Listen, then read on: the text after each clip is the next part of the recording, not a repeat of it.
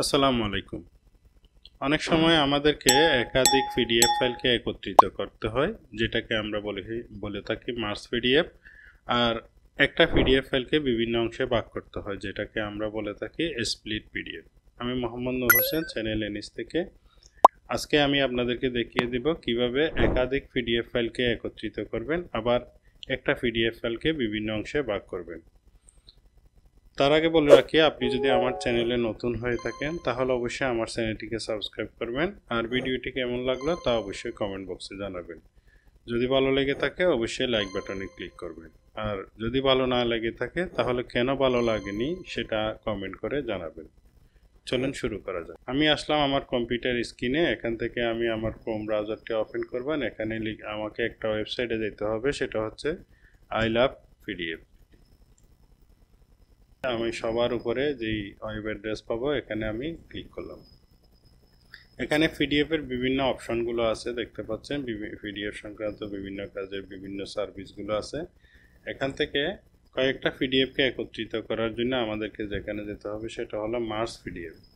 Merge PDF আসার পর দেখতে পাচ্ছেন সিলেক্ট পিডিএফ ফাইল একটা অপশন আসলো। এখান থেকে আমি ক্লিক করে আমার কম্পিউটার থেকে নিয়ে আসতে পারি, অথবা আমার যদি গুগল ড্রাইভে থাকে গুগল ড্রাইভ থেকে নিয়ে আসার জন্য এখানে ক্লিক করতে হবে। আর যদি আমার ড্রপ বক্সে থাকে ড্রপ বক্স থেকে নিয়ে আসার জন্য এখানে ক্লিক করতে হবে। তো যেহেতু আমি আমার কম্পিউটারের ড্রাইভ থেকে নিয়ে আসবো, সেজন্য সিলেক্ট পিডিএফে ক্লিক করলাম। ক্লিক করার পর আমার ফাইলটি যেখানে আসে আমাকে সেখানে যেতে হবে। সেখান থেকে আমি তিনটা পিডিএফ ফাইল রেখেছি একত্রিত করার জন্য। এই তিনটা পিডিএফ ফাইলকে একসাথে সিলেক্ট করতে পারি, অথবা একটা একটা করেও নিয়ে আসতে পারি। আমি তিনটা পিডিএফ ফাইলকে মাউসের লেফট বাটন প্রেস করে সিলেক্ট করলাম। সিলেক্ট করার পরে নিচে এসে ওপেনে ক্লিক করলাম। ওপেনে ক্লিক করার পর দেখতে পাচ্ছেন আমার এখানে তিনটা পিডিএফ ফাইল চলে আসছে। তো আমি পিডিএফ ফাইলগুলোর উপর মাউস পয়েন্টারটা নিয়ে গেলে এটার কয়টা পেজ এবং সাইজ কত সেটা দেখাচ্ছে।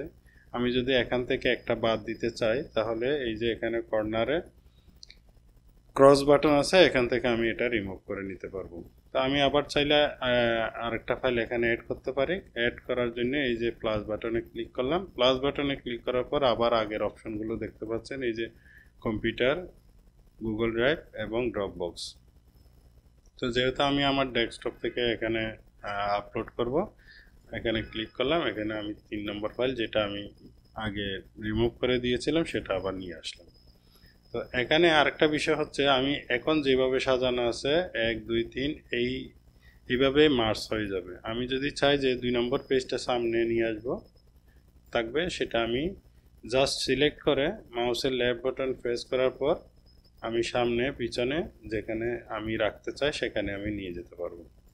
দেখেন, আমি জাস্ট মাউসের লেফট বাটন প্রেস করে হোল্ড করে রেখে সেটা আমি যেখানে নিতে চাচ্ছি সেখানে নিয়ে গিয়ে ছেড়ে দিলাম। যেমন 3 নম্বরটা আমি সামনে নিয়ে গিয়ে ছেড়ে দিলাম, আবার মাউসের লেফট বাটন প্রেস করে হোল্ড করে শেষে এসে ছেড়ে দিলাম। এখন যেই অবস্থায় আছে এই অবস্থায় যদি আমি নিচে এসে মার্জ পিডিএফে ক্লিক করি তাহলে মার্জ হয়ে যাবে। দেখেন, আমি এখানে এই যে নিচে মার্জ পিডিএফ, এখানে মার্জ করলাম, মার্জ পিডিএফে মার্জ হয়ে গেল। নিমিষে মার্জ হয়ে গেলে এখন আমি এখান থেকে এই যে ডাউনলোড মার্জ পিডিএফে ক্লিক করলে এটা ডাউনলোড হয়ে যাবে। তো যেখানে আমার ডাউনলোড ফোল্ডারে গেলাম, দেখি মার্জ হয়েছে কিনা। দেখেন 1 নম্বর, 2, তারপর 3, এই 3টা পেজ দেখেন আমার পিডিএফ ফাইলটি মার্জ হয়ে গেছে। তো এইভাবে আমরা 3টা ফাইলকে একসাথে মার্জ করে ফেললাম পিডিএফ ফাইল। এখন আমি স্প্লিট পিডিএফ করব, অর্থাৎ ভেঙে ফেলবো। তো স্প্লিট পিডিএফ করার জন্য আমি হোম পেজে গেলাম। হোম পেজ থেকে এই যে স্প্লিট পিডিএফ, এখানে একটা অপশন পেলাম, এখানে ক্লিক করলাম। তো যেই ফাইলটাকে আমি বিভিন্ন অংশে ভাগ করতে চাই সেই ফাইলটা আমি এখানে নিয়ে আসবো। সিলেক্ট ফাইল ক্লিক করে একটু আগে আমি যে ফাইলটা আমি মার্জ করেছি সেটাকে স্প্লিট করব, সিলেক্ট করলাম। সিলেক্ট করার পর এখানে পেজ রেঞ্জ আপনি স্প্লিট করতে গেলে কয়েকটা অংশে করতে পারেন। যেমন ধরুন, এখানে রেঞ্জ একটা অপশন আছে, পেজ একটা অপশন আছে, সাইজ একটা অপশন আছে। পেজ হলে আপনি এটা তো পুরো পেজ, কয়টা পেজ আছে সেটা দেখাচ্ছে। তো আমি যদি এখান থেকে 3 নম্বর পেজের টিক মার্কটা তুলে দিই তাহলে এখানে দেখা যাচ্ছে, দেখেন পেজ টু এক্সট্রাক্ট, 1 থেকে 2 নম্বর পেজ।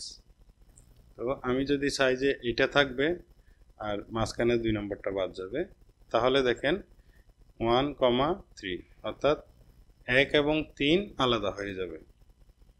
আবার আমি যদি চাই যে 2 নম্বর থাকবে 1 নম্বর থাকবে না, সেক্ষেত্রে 2 নম্বরকে মাউস লেফট বাটন ক্লিক করে সিলেক্ট করলাম আর 1 নম্বরের টিক সিলেক্ট অপশনটি তুলে দিলাম, তাহলে দেখেন 2 থেকে 3 আসছে।